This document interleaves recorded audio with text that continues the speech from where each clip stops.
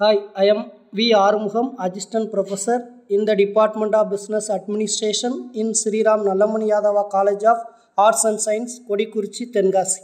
Financial Management, Meaning, Objectives, Scope. Meaning of Financial Management is the activity. அதுக்கப்புறம் நம்ம கரெக்டாக plan பண்ணுறது, ஃபண்டை எப்படியெல்லாம் ரைஸ் பண்ணுறது, அந்த ஃபண்டை எப்படியெல்லாம் கண்ட்ரோல் பண்ணுறது, அப்புறம் எப்படி அட்மினிஸ்ட்ரேட்டிங் பண்ணுறது அண்டு அந்த ஃபண்டை எப்படி நம்ம பிஸ்னஸ் கரெக்டாக யூஸ் பண்ணுறது, இதெல்லாமே மீனிங் ஆஃப் ஃபினான்சியல் மேனேஜ்மெண்ட்டில் வரும். Objectives of financial management. First point பார்த்திங்கன்னா மேக்ஸிமைசிங் ப்ராஃபிட், எப்படியெல்லாம் நம்ம லாபத்தை அதிகப்படுத்துகிறோம் அப்படின்றது. இன்னொன்று tracking liquidity and cash flow. Liquidity and cash ஃப்ளோங்கிறது பார்த்திங்கன்னா போதுமான அளவு பணம் நம்ம கையிருப்பு வச்சுட்டு நம்ம பிஸ்னஸை தொடங்குறது. அப்புறம் என்ஷூரிங் கம்ப்ளைன்ஸ், அதாவது நம்ம பிஸ்னஸில் இருக்கக்கூடிய உறுதியும் இணக்கமும் நல்லபடியாக நம்ம பிஸ்னஸை என்ன செய்யலாம், கொண்டு போகலாம் அப்படிங்கிற எண்ணம்.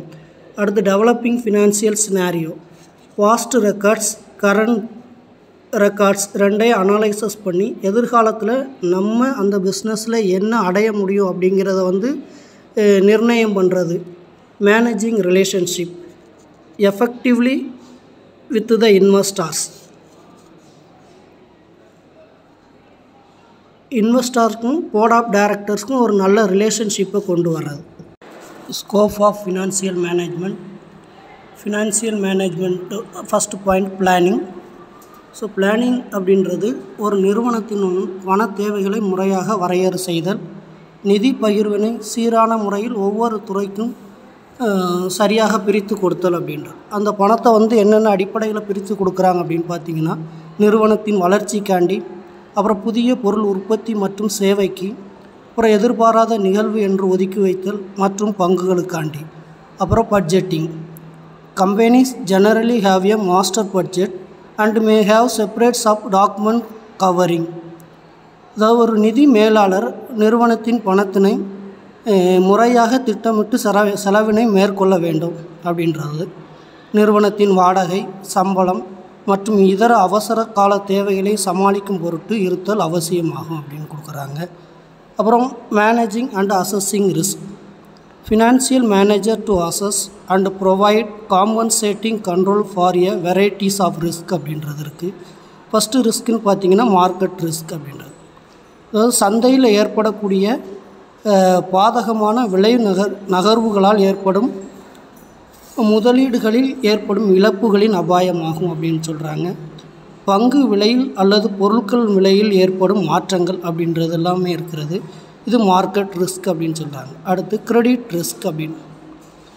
கிரெடிட் ரிஸ்கில் கடன் வழங்குபவருக்கும் கடனாளிக்கும் கடன் வழங்கும் போது ஏற்படும் ஒரு குறிப்பிட்ட நிதி அபாயமாகும் அப்படின்னு. அதாவது கஸ்டமருங்கிற சொன்ன தேதிக்குள்ளே கரெக்டாக நமக்கு கொடுக்க வேண்டிய பணத்தை என்ன செய்யலைன்னா கொடுக்காமல் இருக்கிறது அப்படின்றது. Customer not paying their invoice on time அப்படின்றது கிரெடிட் ரிஸ்க்குன்னு கொடுக்குறாங்க. அப்புறம் லிக்விடிட்டி ரிஸ்க் அப்படின்றது. லிக்விடிட்டி ரிஸ்க் அப்படின்றது பணப்புழக்கம் என்பது ஒரு நிறுவனம் அல்லது ஒரு தனிநபர் அதன் கடனை பேரழிவு இழப்புகளை சந்திக்காமல் திருப்பி செலுத்தும் திறன் ஆகும். அதாவது இழப்பை தடுக்க அல்லது குறைக்கும் அளவுக்கு விரைவாக வாங்கவோ அல்லது விற்கவோ முடியாத முதலீட்டின் சந்தைத்தன்மை இல்லாததால் ஏற்படுகிறது. இது பொதுவாக வழக்கத்திற்கு மாறாக பரந்த ஏலம் கேட்கும் பரவல்கள் அல்லது பெரிய விலை நகர்வுகளை பிரதிபலிக்கிறது. அடுத்து ஆப்ரேஷனல் ரிஸ்க். நிறுவனத்திற்கு உள்ளேயோ வெளியிலேயோ உள்ளவர்களிடமிருந்து தொழில்நுட்பம், செயல்முறைகள் ஆகியவற்றில் ஏற்படுதல் அப்படின்றது. அடுத்து procedures. So financial manager sets procedures recording how the finance team will process and distribute financial data அப்படின்றது. அதாவது ஒரு ஃபினான்சியல் டேட்டாவை என்னென்ன ப்ரொசீஜரில் கரெக்டாக அரேஞ்ச் பண்ணி வைக்கணும் அப்படின்னு கொடுக்குறது. ஒன்று இன்வாய்ஸ் ஃபஸ்ட்டு எப்படி இருக்கணும், அப்புறம் பேமெண்ட்ஸ் எப்படியெல்லாம் பண்ணணும், அப்புறம் reports with securities and accuracy எல்லாமே கரெக்டான பாதுகாப்பு முறையில் என்ன செய்யணும் அப்படின்னா இந்த ஃபினான்சியல் மேனேஜர் கரெக்டாக அதை மெயின்டைன் பண்ணணும் அப்படின்றாங்க. அதுக்கப்புறம் who is responsible for making financial decision at the company, யார் பணம் சார்ந்த முடிவுகளை எடுக்கணும் அப்படின்றத கம்பெனி தெளிவாக என்ன செய்யணும்னா அந்த ப்ரொசீஜர்ஸில் வரையறுக்கணும் அப்படின்னு கொடுத்துருக்குறாங்க.